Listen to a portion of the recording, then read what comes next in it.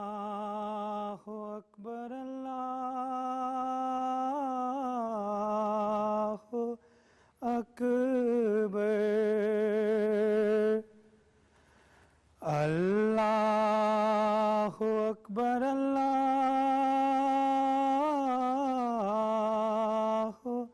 अकबर अशहदु अल्ला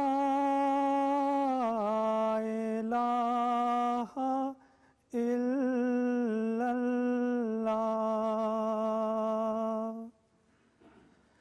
अशहदु अल्ला इलाहा इल्लल्लाह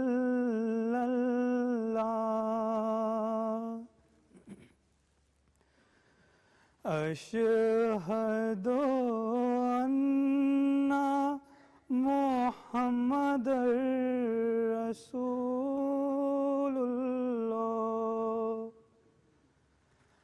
अशहदु अन्ना मुहम्मदर रसूलुल्लाह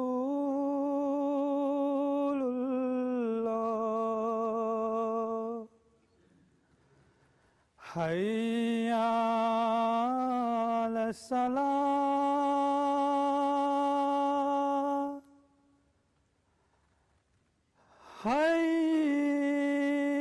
हय्या अलस सलाह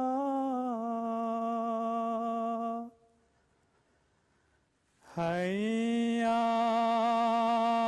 अलल फलाह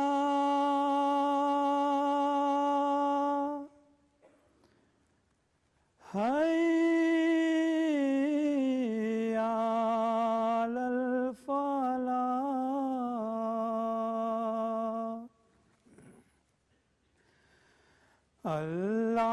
अल्लाहु अकबर अल्लाहु अकबर ला इलाहा इल्लल्लाह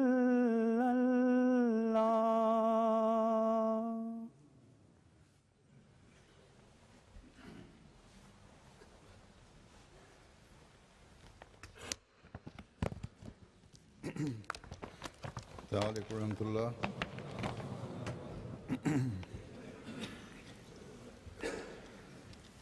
अशहदु अल्ला इलाहा इल्लल्लाह वहदहु ला शरीका लहु व अशहदु अन्ना मुहम्मदन अब्दुहु व रसूलुहु अम्मा बादु फ़अऊज़ु बिल्लाहि मिनश शैतानिर रजीम बिस्मिल्लाहिर रहमानिर रहीम अल्हम्दुलिल्लाहि रब्बिल आलमीन अर्रहमानिर रहीम मालिकि यौमिद्दीन इय्याका नअबुदु व इय्याका नस्तईन इहदिना सिरातल मुस्तक़ीम सिरातल लज़ीना अन्अमता अलैहिम गैरिल मग़दूबि अलैहिम वलद्दाल्लीन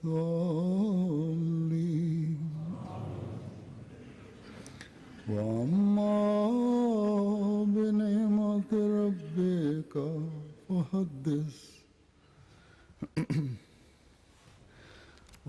अपने रब की नेमत का इजहार करता रहे।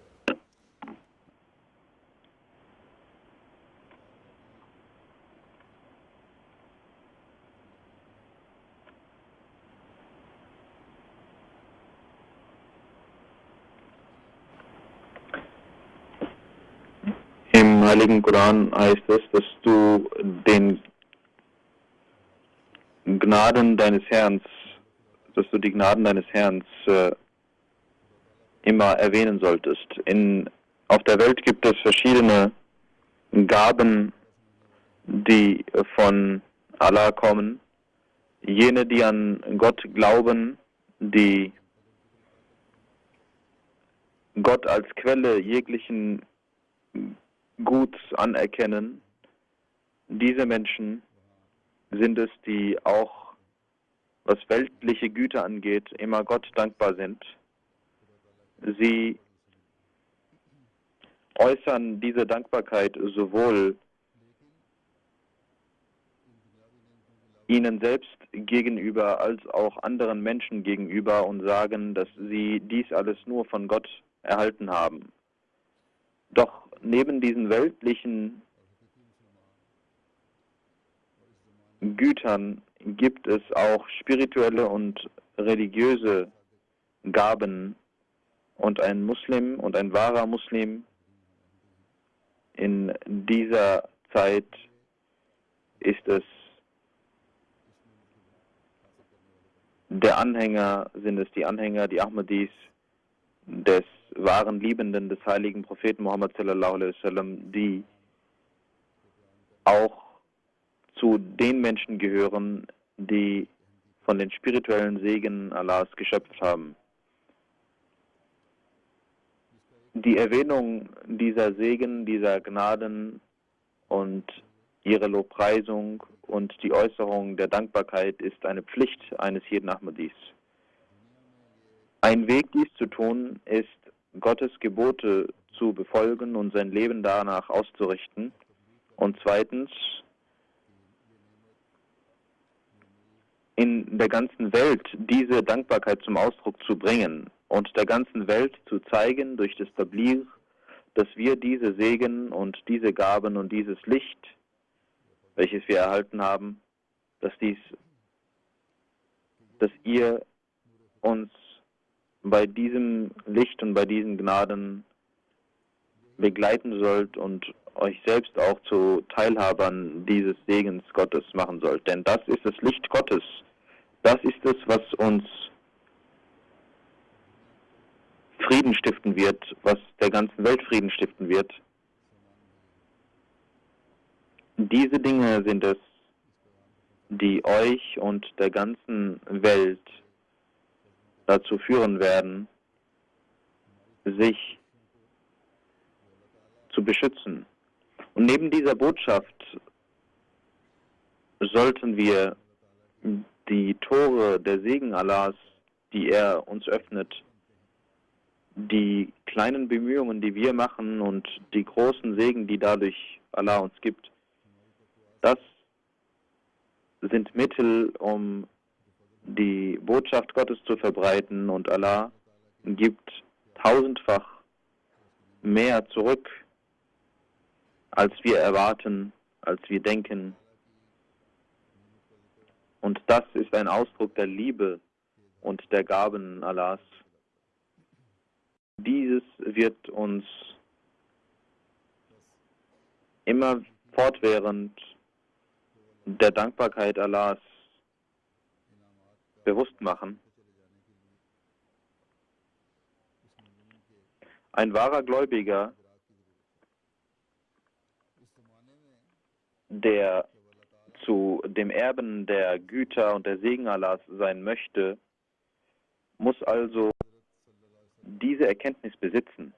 Und in dieser Zeit hat Allah Ta'ala den verheißenen Messias, salam, Friede sei mit ihm, als Überbringer der Botschaft des heiligen Propheten Muhammad sallallahu alaihi wasallam auf dieser Welt geschickt und ihn mit seiner besonderen Hilfe ausgestattet, ihm Zeichen gegeben, die wie leuchtende Sterne funkeln, Und wir sehen diese Offenbarungen immerfort. Diese Hilfe Allahs für den verheißenen Messias a.s. ist gemäß den Versprechen, die Allah ihm gemacht hat. Allah sagte dem verheißenen Messias schon im Voraus, dass du nicht meine Segen und meine Segnungen zählen wirst, so groß werden diese sein.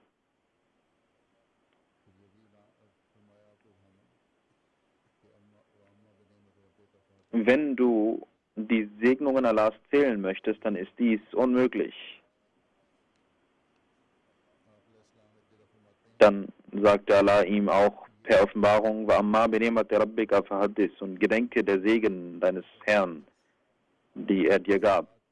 Der verheißene Messias schreibt an einer Stelle, meine Wenigkeit hat gemäß dieser Offenbarung, empfindet ich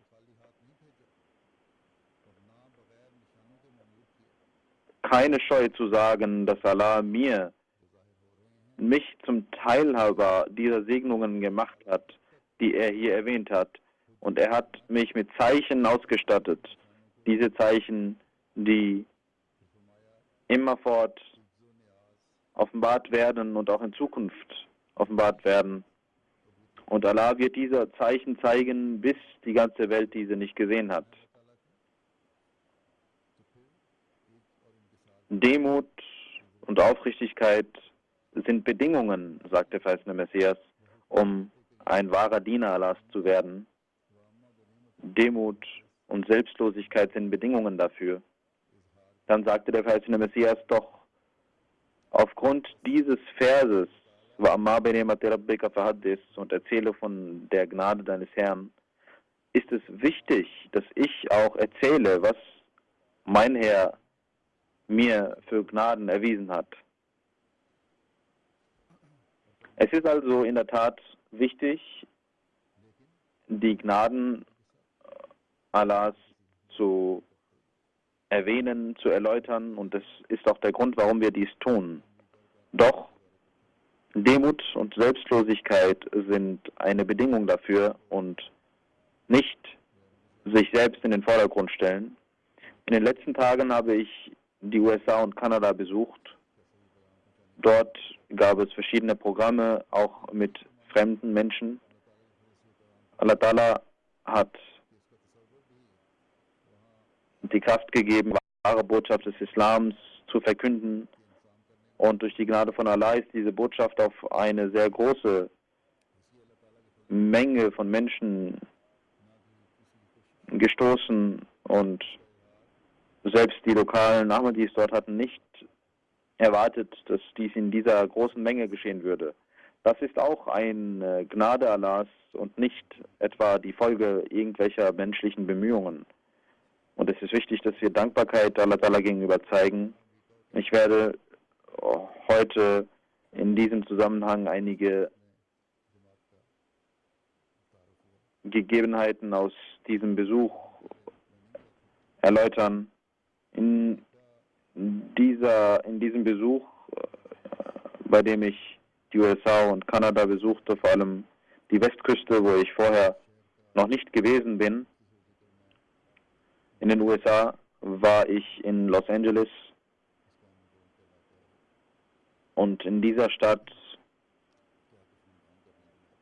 ich habe bereits in meiner Khutbah dort etwas über diese Stadt und über die Umgebung erwähnt, dass dies vor allem ein Gebiet ist, wo die spanischen Auswanderer sich niedergelassen haben. Dort wurde die Botschaft des Islams bekannt gegeben, und ich werde dies in Kürze erläutern. Die Jamaat hat dort auch einen Empfang vorbereitet gehabt, in welchem verschiedene Menschen aus verschiedenen Gesellschaftsschichten anwesend waren, in einer größeren Anzahl, und die Organisatoren dachten, dass dies weltliche Leute sind und deswegen vielleicht nicht in dieser Menge kommen würden. Doch bis zu dem letzten Tag gab es Nachrichten, dass immer mehr Menschen kommen, und es waren so viele Menschen und so viele Rückmeldungen war da, dass selbst die Organisatoren sehr besorgt waren. Und die Halle, die dafür vorbereitet war, musste ergänzt werden. Der Platz war klein und einige mussten sogar die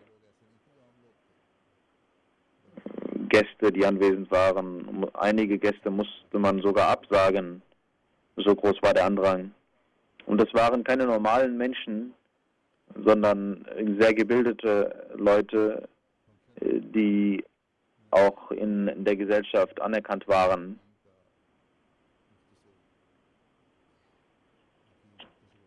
In diesem Empfang habe ich über den Vers Alhamdulillahi Rabbil Alamin eine kleine Erläuterung gegeben und in diesem Zusammenhang auch über die Menschlichkeit und Menschenliebe des heiligen Propheten Muhammad sallallahu alaihi wasallam gesprochen. Ich habe über verschiedene Aspekte seines Lebens sprechen können und ich sagte, dass dies die Lehre des Islams ist und dass dies jenes Vorbild ist, welches wir zu befolgen pflegen. Und das verbreitete Bild des Islams und der Muslime in der Welt ist dem entgegen. Diese Lehre und dieses Vorbild des heiligen Propheten Muhammad sallallahu alaihi wasallam wirkte auf eine besondere Weise auf die Zuhörenden und jeder gab dies zu, dass dies die wahre Lehre des Islam ist und diese verbreitet werden muss und dass diese Lehre auch eine Notwendigkeit für die heutige Situation und heutigen Zustand ist. Und das war nicht nur ein bloßes äußeres Bekenntnis dieser Menschen, sondern diese Menschen haben immer wieder ihre Kommentare dazu gegeben, auch in MTA. Ich werde einige dieser Kommentare und dieser Reaktionen Ihnen heute präsentieren. Am 11. Mai wurde dieser Empfang abgehalten und verschiedene Menschen aus verschiedenen gesellschaftlichen Bereichen waren anwesend. 251 Gäste wurden dort empfangen. Und als ihnen die Botschaft des Respekts, der Liebe, der Toleranz, der Gerechtigkeit des Islam gegeben wurde, haben diese Menschen diese Lehre mit Aufmerksamkeit und haben diese Botschaft herzlich willkommen geheißen. Es gab 14 Medienvertreter und auch weitere sehr gebildete und hochrangige Gäste, 17 Offiziere verschiedener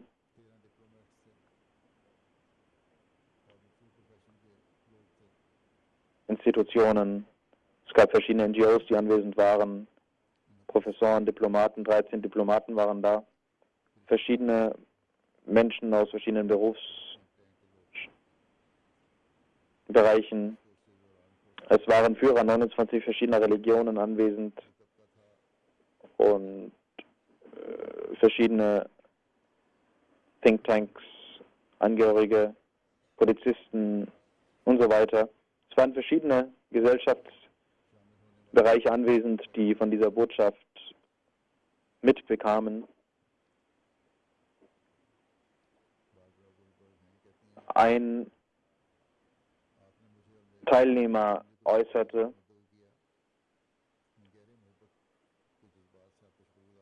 Frau Barbara Gulberg, sie sagte, sie haben mich und meine Familie zu diesem Empfang eingeladen und ich bin Ihnen mit wahrer Liebe dankbar. Dieses Programm, die Teilnahme an diesem Programm hat mein Leben förmlich bewegt und ich habe eine solche Gemeinde getroffen, die zwar unter uns anwesend war, die wir aber nicht so kannten. Dann sagt ein Teilnehmer,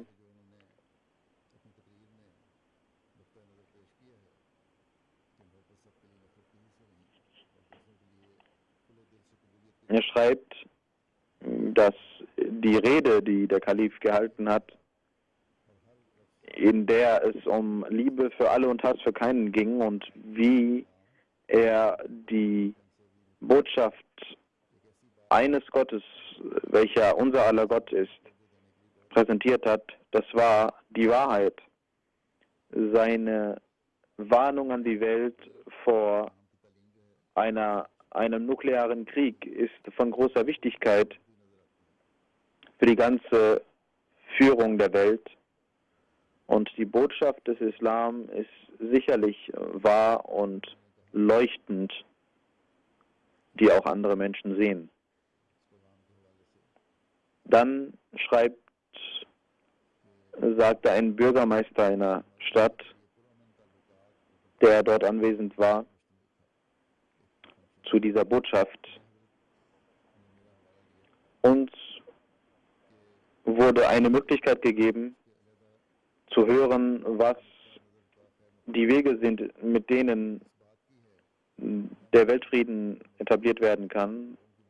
Dann sagte er über den Kalifen, dass er auf eine Art und Weise die Gerechtigkeit und den Weltfrieden erläutert hat. Und dieser Weltfriede, er schreibt, es ist ein Christ, er schreibt, diese Lehre der Toleranz und des Weltfriedens ist ein Zeichen des wahren Islam. Wir können unserer Jugend die Möglichkeit geben, durch diese Lehre ihre Zukunft zu bilden. Das sind die Menschen in dem Lande, in den USA, in dem negativ über den Islam berichtet wird, und diese Menschen haben diese Kommentare gegeben. Dann schreibt ein sehr berühmter Gast, der dort anwesend war, dass der Kalif allen Menschen, die dort anwesend waren, eine Botschaft der Liebe und der Toleranz gegeben hat. Und in dieser Veranstaltung waren verschiedene Gesellschaftsbereiche abgedeckt, und er schreibt, Hazrat Mirza Masroor Ahmad hat nicht nur über die Lehre des Islam berichtet, sondern er hat gezeigt, wie der Weltfriede etabliert werden kann, und das ist unser aller Verantwortung. Das ist also jenes Land, in welchem über den Islam, über den heiligen Propheten sallallahu alaihi wasallam auf eine negative Art und Weise berichtet wird. Das ist jenes Land, in welchem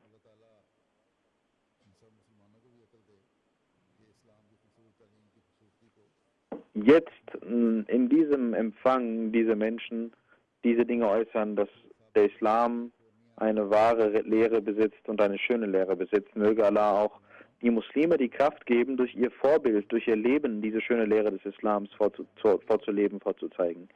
Dann schreibt der Vizegouverneur von Kalifornien, er sagt, diese Botschaft war nicht von geringer Bedeutung. Wir sind geschaffen worden, um einem Gott zu dienen, und er ist derjenige, der uns alle geschaffen hat. Und schreibt ein Mitglied des Stadtrats von Los Angeles, dass Huzur, der Kalif, eine Botschaft der Liebe und der Versöhnung gegeben hat und gezeigt hat, wie man untereinander Toleranz und Einigkeit schaffen kann. Seine Mission ist eine Mission des Friedens, welche für jeden Menschen sehr wirkungsvoll war, und jeder dieser Botschaft mit Aufmerksamkeit lauschte. Und die ganze Welt muss diese Botschaft genauso bekommen, wie heute Los Angeles diese Botschaft bekommen hat. Dann schreibt ein Mitglied des Kongresses der USA, Mr. Baker, Er sagte, die Botschaft, die Sie gaben, haben unsere Herzen angenommen. Das ist mein erstes Treffen mit Ihnen und ich bin sehr beeindruckt von Ihrer Analyse der heutigen Weltsituation und dieses hat mich sehr berührt und die Botschaft ist sehr anziehend und für alle Religionen sehr wichtig. Dann sagt der Dekan einer Fakultät der University of California, das ist eine Frau, sie sagt, meine Anwesenheit an diesem Programm war für mich ich fühle mich sehr geehrt, dass ich daran teilnehmen durfte, denn es war eine Veranstaltung, in welcher es über Frieden ging. Die Botschaft, die wir von dem Imam der Jamaat Ahmadiyya bekommen haben, nämlich, dass dies eine Verkörperung der Spiritualität und des wahren Friedens ist. In einer Welt, in der die ganze Welt voller Furcht und Unfrieden ist diese Botschaft essentiell und wir alle sind verpflichtet, Brüderlichkeit untereinander zu schaffen. Und es gibt nichts Größeres heute, als heute in dieser Veranstaltung diese wahre Botschaft zu bekommen, die unsere Streitigkeiten und Unfrieden beseitigen kann und durch die ganze Welt Frieden bekommen kann. Der Botschafter von Ägypten war dort ebenfalls anwesend und er sagte, ich habe verschiedene und viele Reden gehört, aber über den Weltfrieden habe ich niemals eine solche Rede gehört wie heute. Und diese Rede hat auf mein Herz gewirkt und ich bin mir sicher, dass auch die anderen Anwesenden diese Meinung teilen werden. Diese Botschaft muss an alle Menschen, an Hunderttausende Menschen gehen und ich werde diese Botschaft weitertragen. Dann sagt eine Professorin, die Etablierung des Weltfriedens und der Menschenliebe, dieser Teil der Rede hat mich sehr beeindruckt. Die Jamaat Ahmadiyya hat ein Licht entfacht, welches die ganze Welt benötigt.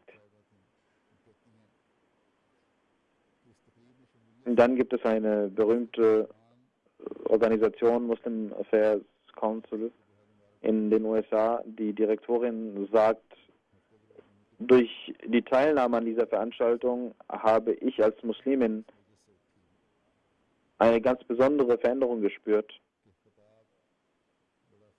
Mubarakbad über dieses Programm, welches Sie veranstaltet haben. Ich bin sehr lebendig aus dieser Veranstaltung herausgegangen. Die Rede war sehr einleuchtend und war eine Notwendigkeit der Zeit. Und dann sagt sie über Huzur, dass er alle Vorwürfe, die gegen den Islam gemacht werden, auf eine wundervolle Art und Weise entgegnet hat. Die meisten Menschen sind nicht in der Lage, eine richtige Antwort zu geben, doch er, der Kalif, hat sehr argumentativ Beweise gegeben und in einer Veranstaltung, in der in großer Anzahl sehr wichtige und berühmte Menschen anwesend waren, dann sagte ein Gast, über die Etablierung des Friedens habe ich in meinem ganzen Leben nicht eine solche Rede gehört. Diese hat direkt unsere Herzen erreicht. Dann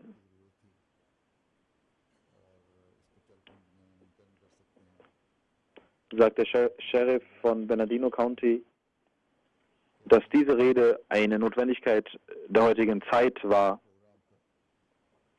und wir müssen diese befolgen. Dann sagt ein Anwalt einer großen Kanzlei, Das war ein sehr gutes Programm. Vor allem der Teil über die Kriege hat mich sehr beeindruckt. Und die Ahmadis sind in der Lage, diesen Weltfrieden zu schaffen.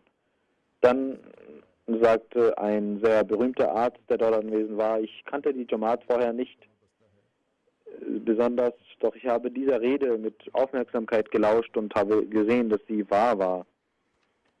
Und diese Worte, dass die Welt einen dritten Weltkrieg herbeiführen möchte, ist sehr wahr.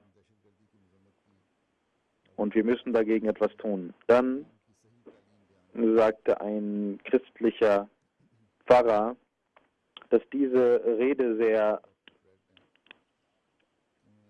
beeindruckend war und sie haben die wahre Lehre des Islam präsentiert. Dann sagte ein Dr. Fred, ein Gast, der anwesend war, sie haben ein Bild der Religion präsentiert, welches vorher meinen nicht mir bekannt war. Ihre Worte waren so, als ob sie meinem Herzen entspringen würden. Liebe für alle und Hass für keinen ist eine Botschaft, welche notwendig ist. Und dass wir einen Gott haben, der unser aller Gott ist, das ist wichtig für den Weltfrieden.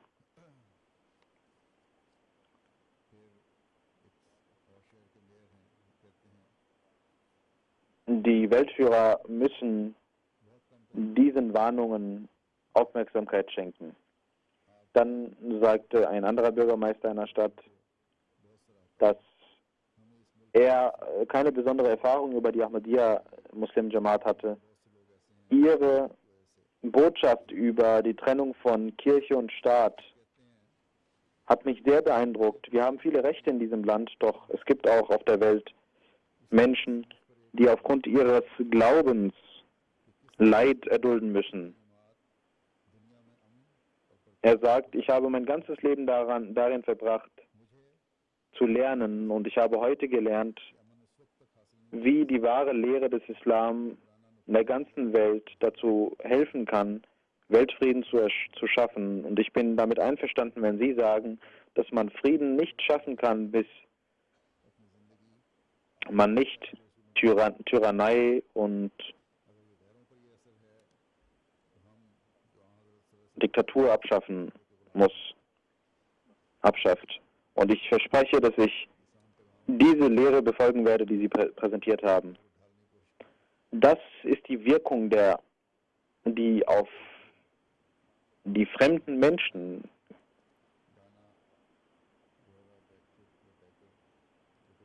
herrscht. Und wir sind verpflichtet, in erster Linie, dass wir diese Lehre befolgen, damit wir ein gutes Vorbild der ganzen Welt zeigen.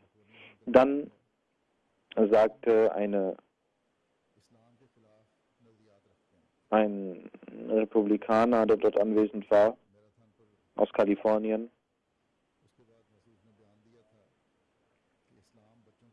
im Allgemeinen hatte er eine sehr negative Einstellung zum Islam und er hatte nach den Anschlägen in Boston geäußert, dass der Islam eine Religion ist, die zu Gewalt aufruft und auch zu anderen Themen hatte er eine ähnliche Meinung. Doch als er diese Rede hörte, sagte er nach der Rede, die heutige Rede hat gezeigt, dass dies die Botschaft unserer Herzen ist. Ihre Botschaft der Liebe und der Toleranz, der gegenseitigen Toleranz, ist von äußerster Wichtigkeit, welches uns binden wird. Er sagt, das war mein erstes Treffen mit dem Kalifen und ich bin über die weisen und analytischen Worte über die Weltlage sehr beeindruckt und jeder Mensch muss die Botschaft des Kalifen der Ahmadiyya Muslim Jamaat befolgen. Diese muss an die Menschen gebracht werden und wir haben diese Botschaft bekommen unser Sekretary Raja dort in Amerika, in den USA, in diesem schrieb er, um den es gerade geht, dass der Kalif in Südkalifornien ein Ziel erlangt hat, welches Frieden und Liebe in den Herzen der Menschen aufkeimen ließ. Und die Wirkung dieser Liebe wird sehr lang andauern. Das war der Mensch, der negativ gegen den Islam eingestellt war. Er hat gesagt, dass unsere Menschen in Kalifornien jahrelang von diesen Keimen, von diesem Samen profitieren werden, welches der Kalif der Zeit hier gelegt hat. Dann sagt ein Ex-Gouverneur von Kalifornien, er saß neben mir und hatte sich mit mir unterhalten und ich erklärte ihm auch, dass wir einen Sender haben, im TA haben und die Botschaft des Islam dort weitergeben, und er hat auch von mir die Daten dieses Senders entgegengenommen und versprach, diesen Sender sich anzuhören, anzusehen. Und in einem Interview wurde auch über den Islam geredet und er fragte mich, wie können Sie die friedliche Botschaft des Islam verbreiten, wo doch der Islam eine sehr negative Wirkung aufgrund der Muslime, die Unfrieden stiften, hat? Was möchten Sie tun, um diesem entgegenzuwirken? Ich sagte ihm, die wahre Botschaft des Islam ist in der Tat friedlich.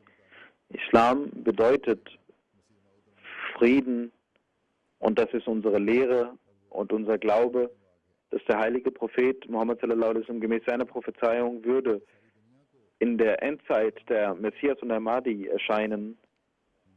Und wir glauben an diesen Messias und Mahdi, er ist gekommen. Und er wird nicht nur die Muslime, sondern die ganze Welt. Der ganzen Welt wird er die wahre Lehre des Islam zeigen und die ganze Welt damit beleuchten.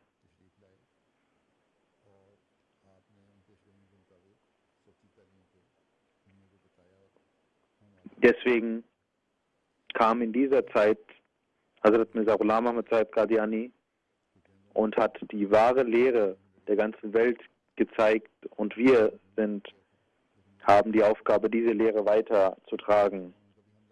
Und ich sagte ihm auch, was es mit den Kriegen im Islam auf sich hat. Das war ein vergangenes Interview. Und ich sagte ihm, dass die Muslime nicht angriffen, sondern auf die Muslime diese Kriege praktisch ihnen aufgezwungen wurden. Und heute gibt es keinen Krieg, welcher gegen den Islam als solches geführt wird. Deswegen ist der Dschihad mit dem Schwert verboten.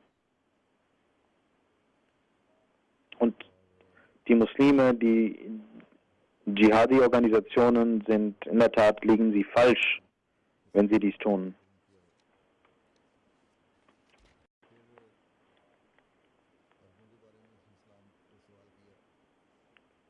Es ist nirgendwo bekannt, dass der heilige Prophet sallallahu alaihi wasallam oder seine Khulafa absichtlich diese Kriege geführt hätten oder tyrannisch gehandelt hätten. Dann ging es um die Situation der heutigen Muslime. Und ich sagte ihm,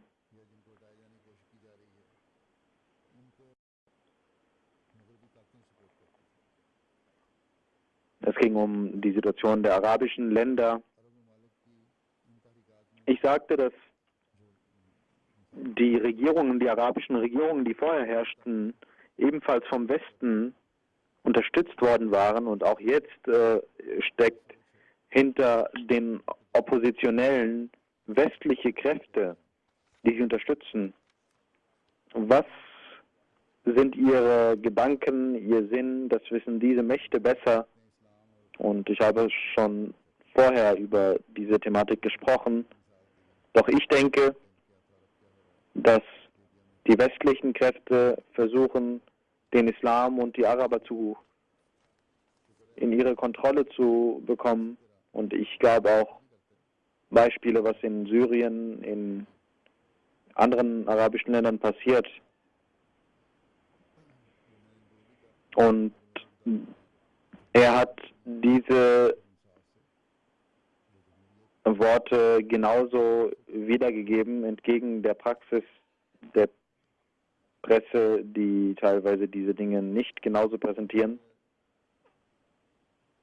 Und ich sagte auch, dass man wahre Demokratie etablieren sollte.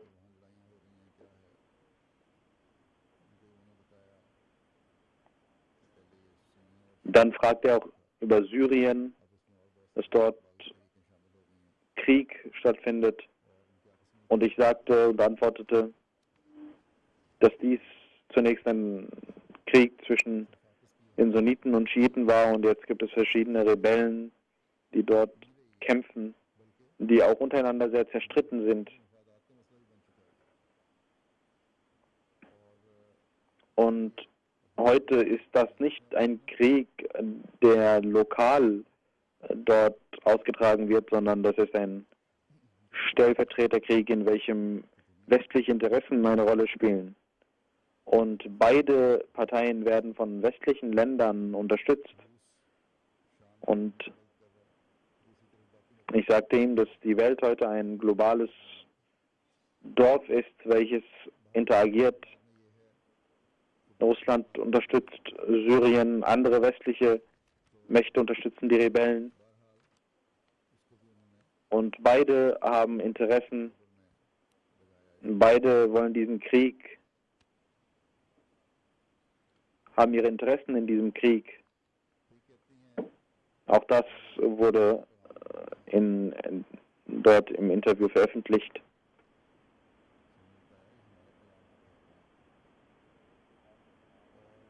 Dann sagte mir diese Dame, warum ihre Botschaft des Friedens denn nicht sich verbreiten würde. Ich sagte ihm, doch diese Botschaft verbreitet sich langsam verbreitet sich diese Botschaft in der ganzen Welt. Wenn die heutigen Generationen diese Botschaft nicht annehmen, dann werden es die Folgegenerationen sein, die dies machen. Und wir haben die Aufgabe, mit Fleiß diese Botschaft weiterzugeben und wir werden diese Aufgabe immer weiterführen. Und ich sagte, wenn wir eure Herzen nicht gewinnen, dann werden wir sicherlich die Herzen eurer Kinder gewinnen.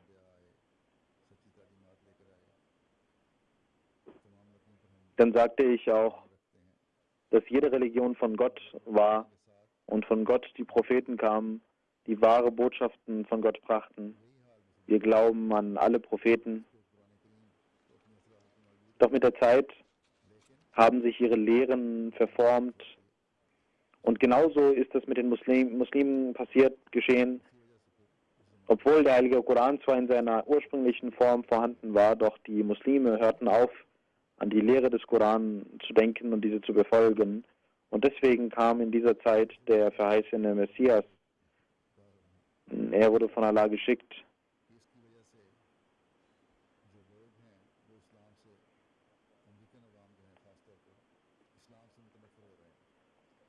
Dann fragte sie über Terrorismus, dass deswegen die Menschen, vor allem die amerikanischen Bürger, aufgrund des Terrorismus besorgt sind und negativ gegenüber dem Islam, teilweise auch Hass gegen den Islam spüren, was damit zu tun ist. Und ich sagte und antwortete, dass wir langsam unsere Aufgabe weiterbringen müssen und wenn nicht diese Generation, dann wird die folgende Generation in der Tat die wahre Lehre des Islam annehmen. Und generell sagte ich, dass die Menschen sind generell den Religionen gegenüber negativ eingestellt und werden zu Atheisten. Und es wird eine Zeit kommen, wenn sie als Reaktion wieder zurück zu Gott finden werden und zurück zu Religionen finden werden. Und wenn sie zurückfinden zu den Religionen, dann werden sie dann sehen, dass wir Ahmadi-Muslime es sind, die diese Lücke füllen werden. Und dann wird die wahre Lehre ihnen bewusst werden. Sie nahm diese ganzen Sachen auf und schrieb dann auch sehr gut darüber. Dann gibt es eine berühmte Zeitung, die das Wall Street Journal, welches sehr stark verbreitet ist und in einer großen Anzahl veröffentlicht wird. Auch außerhalb von Amerika hat diese Zeitung in China und so weiter eine große Leserschaft, und auch diese Zeitung stellte Fragen, ähnliche Fragen, die ich jetzt hier nicht nochmal zu beantworten brauche, weil sie ähnlich waren. Aber eine Frage war, warum sie nach Kalifornien gekommen sind. Ich sagte, die ganze Welt gehört uns und wir werden in der ganzen Welt gehen und die Botschaft des Islam dorthin tragen. Und hier gibt es auch eine Jamaat, unsere Jamaat, die ich treffen wollte, und deswegen bin ich hier. Diese Menschen glauben, dass wir wie politische Führer oder wenn Menschen nach Amerika kommen, ist es üblich, dass dort die Führer Hilfe benötigen. Sie fragte, Sie werden hier verschiedene Führer treffen, was ist denn Ihr Wunsch, was verlangen Sie? Ich sagte, ich bin weder gekommen, um für mich hier etwas abzuholen, noch für meine Jamaat. Ich möchte nur, dass in der ganzen Welt Frieden geschaffen wird und solche Methoden befolgt werden, die den Weltfrieden sicherstellen können und die Welt vor dem Dritten Weltkrieg beschützen können. Und wenn diese Zustände nicht besser werden, dann steht der Dritte Weltkrieg vor der Tür.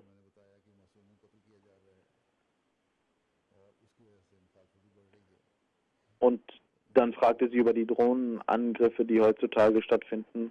Und ich sagte, dass hier unschuldige Menschen getötet werden und deswegen auch in diesen Ländern die Menschen Hass spüren gegenüber dem Westen. Das ist nicht die Lehre des Islam, dass man unschuldige Menschen tötet. Und ihr tötet aber auch unschuldige Menschen. Und deswegen entsteht dort auch Opposition. In den USA sind diese Wall Street Journal und Chicago Times und so weiter und andere Zeitungen haben diese Botschaft verbreitet, und gemäß einer Schätzung wurde in den Printmedien an 5,5 Millionen Menschen diese Botschaft weitergetragen und durch Online-Medien ungefähr 5 Millionen. Das ist eine sehr konservative Schätzung. Mindestens 5 Millionen Menschen haben durch Online-Medien diese Botschaft bekommen. Und das hätte nicht durch unsere Bemühungen passieren können. Das ist der Wind, den Allah Ta'ala für uns, die Winde, die er für uns gesetzt hat, die er für uns gelenkt hat, das sind ist das Zeichen seiner Kraft und seiner Allmacht. Und Allah sagt, wenn ihr eine gute Absicht habt, dann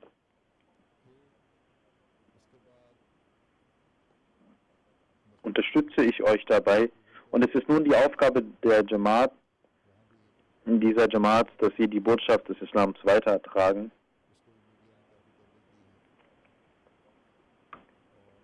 Dann wurde die Bet Rahman Moschee in Vancouver eröffnet. Auch dort kamen verschiedene Medienvertreter, die darüber berichteten. Und ungefähr 12 Millionen Menschen haben diese Botschaft dadurch bekommen, und in Kanada durch die Moschee und durch meine verschiedenen Interviews haben ungefähr 8,5 Millionen Menschen diese Botschaft bekommen.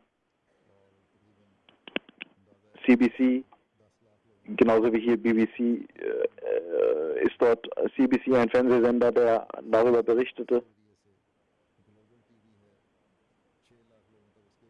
Ungefähr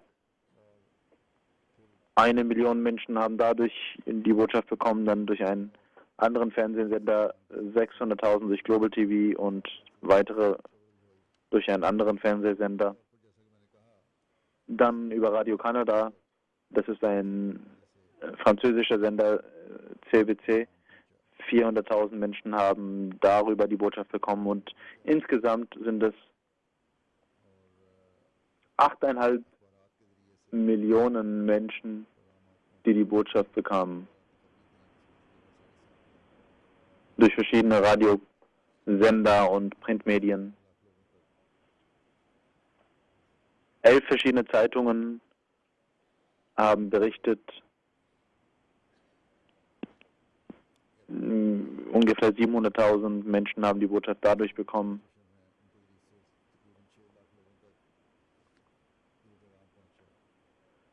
Dann gibt es Radiostationen von Ethnic Media, welche auch verschiedene Radiostationen hat. 600.000 Menschen haben darüber die Botschaft bekommen. Dort gibt es einen Sikh-Freund, der dort Minister ist in Alberta. Er sagte, dass er in Genf eine Rede halten muss über Frieden und diese hatte er vorbereitet gehabt, aber er kam zu der Eröffnung der Moschee und sagte, als ich Ihre Rede hörte, muss ich meine Rede überarbeiten und diese Dinge mit in die Rede aufnehmen, die Sie hier berichtet haben, denn ich bin vollständig damit einverstanden, was Sie hier gesagt haben. Dann gibt es dort einen Radiosender, Sher-e Punjab. Dort ist ein Sikh anwesend gewesen, der sagte, dass ich in der Rede eine Tapferkeit gesehen habe.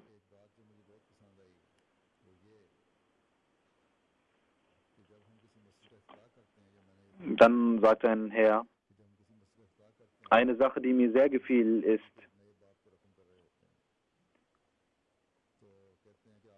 dass ich sagte in dieser Rede, wenn wir eine Moschee eröffnen, dann sind wir es, die eine Tür für gesellschaftlichen und interreligiösen Frieden öffnen. Er sagte in Bezug nehmend auf diese Botschaft, dass sie Menschen sind, die wahren Frieden stiften. Dann sagte eine Vertreterin von CBC, dass sie die Fragen, die sie stellte, gute Antworten auf diese Fragen bekommen hatte und diese wurden auch in den Nachrichten dann veröffentlicht. Dann sagte ein Journalist aus Indien, dass er diese Botschaft in seiner Zeitung veröffentlichen würde. Ein Unternehmer sagte, ich habe heute gelernt, dass ich diese Botschaft auch meinen Kindern geben werde. Der Botschafter von Marokko sagte, Sie verbreiten die friedvolle Lehre des Islam. Ich hoffe, dass durch die Medien diese friedliche Lehre des Islam Verbreitung finden würde. Ich selbst bin Muslim, doch habe heute durch diese Rede viele neue Dinge über den Islam gelernt. Ein anderer Mensch sagte, diese Rede war sehr tief und weise, die Rede bei der Öffnung der Moschee. In dieser Rede wurden verschiedene Aspekte behandelt und vor allem das Wichtigste war, dass sie durch ihre Rede die Sorgen eines einfachen Menschen angesprochen haben. Ihre Rede war sehr deutlich und einfach und weise.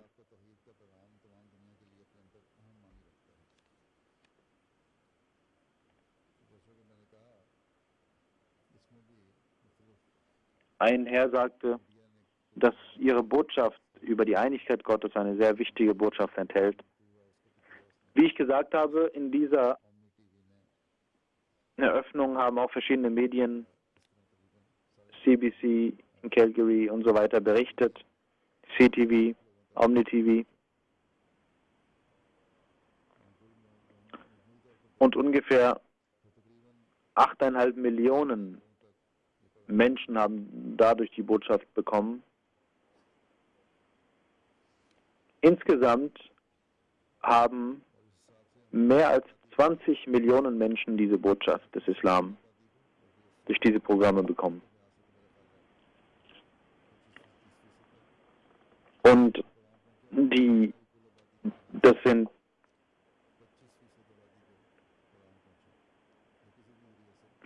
bis 30% der Einwohner der Westküste und insgesamt 4% von den US-amerikanischen Bürgern, und in Kanada sind es insgesamt 25% der kanadischen Bürger, die die Botschaft des Islam bekommen haben. Das ist auch eine Segnung Gottes, die sonst nicht hätte stattfinden können.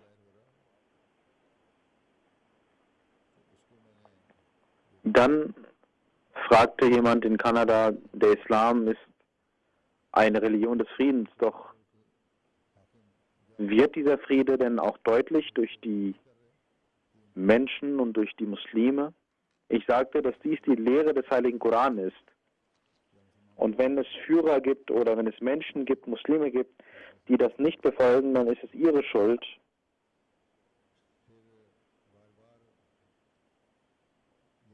Und deswegen ist der verheißene Messias auch gekommen.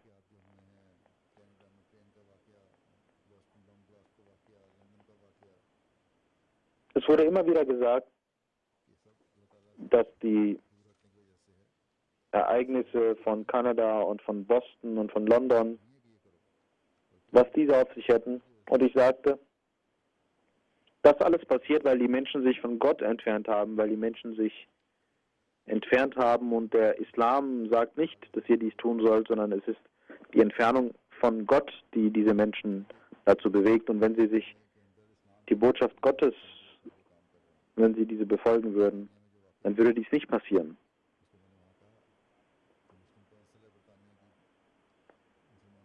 Es gibt, ich sagte auch, dass es verschiedene muslimische Gruppierungen gibt, die das befördern. In England gibt es auch muslimische Gruppierungen, die sich aufgelehnt haben gegen diesen Terror, und das ist gut, dass sie ihre Stimme dagegen erhoben haben.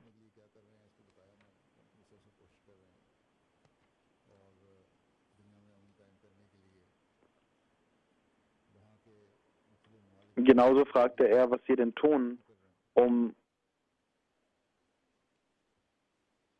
den Terrorismus in der Welt zu besiegen. Und ich erzählte, was wir dafür tun.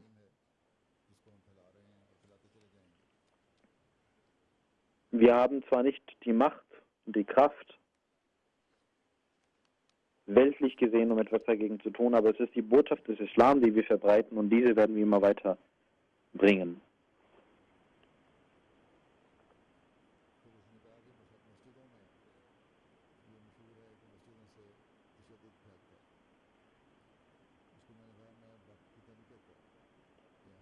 Dann sagte er, es ist berühmt, dass durch die Moscheen Terror verbreitet wird.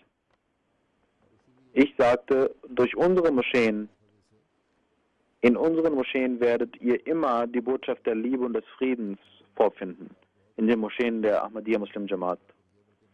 Und durch die Gnade von Allah sehen Sie, dass im Allgemeinen in der Jamaat es keinen Menschen gibt, der Unfrieden stiftet. Und wenn es ausnahmsweise einen solchen Menschen geben soll, dann wird gegen ihn vorgegangen und er wird von der Jamaat ausgeschlossen, wenn er Unfrieden stiftet. In diesem 20-25-minütigen Interview fragte sie mich und stellte Fragen, dass ich auf irgendeine Art und Weise gefangen werde um zu zeigen, dass der Islam nicht Frieden stiftet. Und ich sagte schließlich, sie versuchen,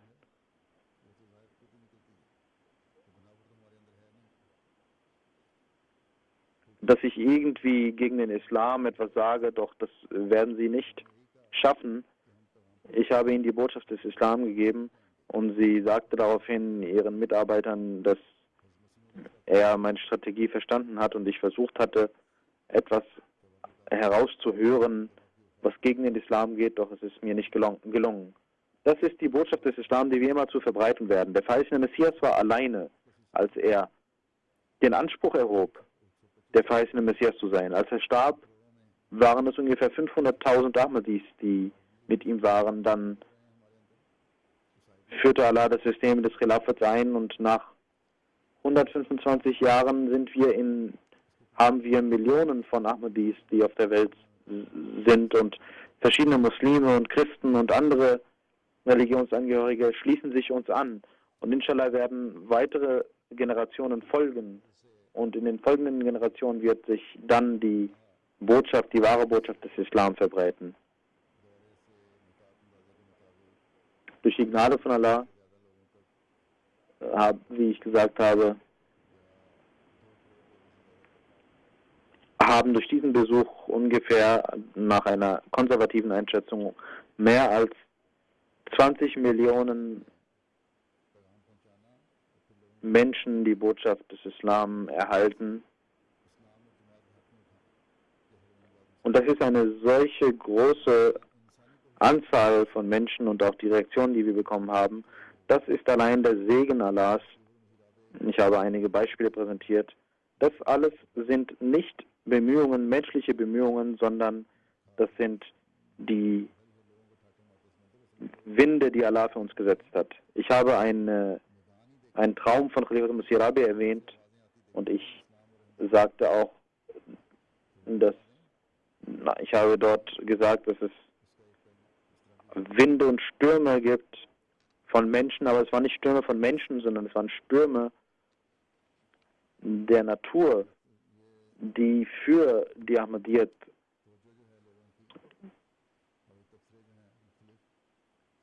tobten.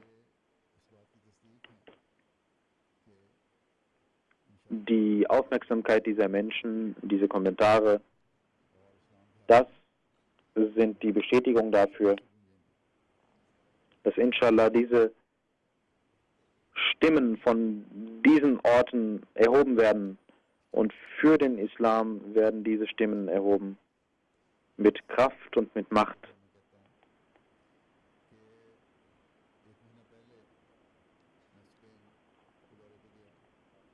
Es ist eine besondere Segnung von Allah. Vor einem Monat war ich in Spanien. Dort in Spanien haben wir auf eine große Art und Weise, große Plattform, den Islam, die Ahmadiyyat vorgestellt. Und dort, nach einem Monat, bin ich an einem Ort gewesen, wo eine große Anzahl von spanischen Einwanderern leben. Insofern ist dies jetzt unsere Aufgabe, auch im Spanischen, sowohl im Westen als auch im Osten, hat Allah uns die Möglichkeit gegeben, die Botschaft des Islams zu verbreiten.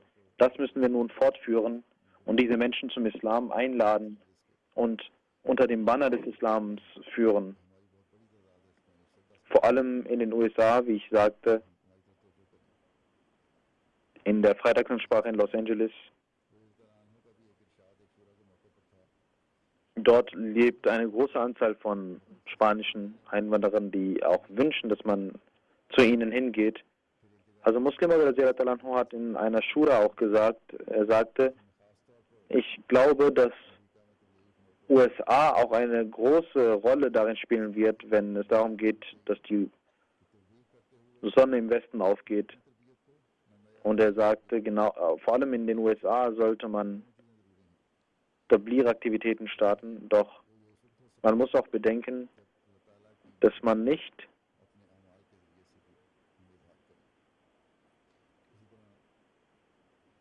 dass man die Gaben Gottes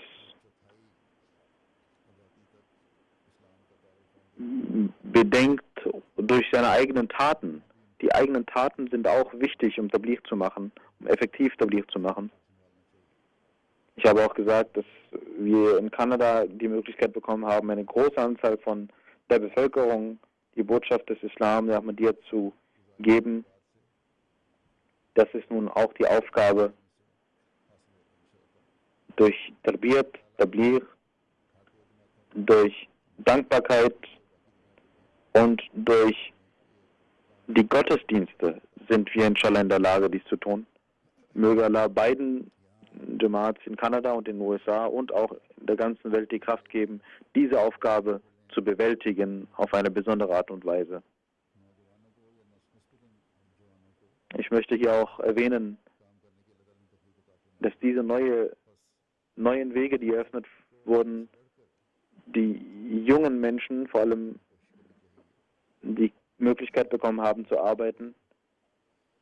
Die nächste Generation muss, die Jugendlichen müssen ihre Aufgaben mit größerer Aufmerksamkeit entgegennehmen. In beiden Ländern sind die Sekretäre Mudekhaja junge Leute, die haben Mannschaften, durch ihre Kontakte haben sie gute Arbeit getan. Und jetzt ist es die Aufgabe von Tabligh und Tarbiyat, von den beiden Abteilungen Tarbiyat und Tabligh, diese Aufgaben fortzuführen. Möge Allah ihnen die Kraft geben, demütig zu bleiben, nicht, dass sie nach ihrer Arbeit denken, dass sie etwas getan hätten, dass Stolz sie und Hochmut sie überwältigt, sondern es ist wichtig.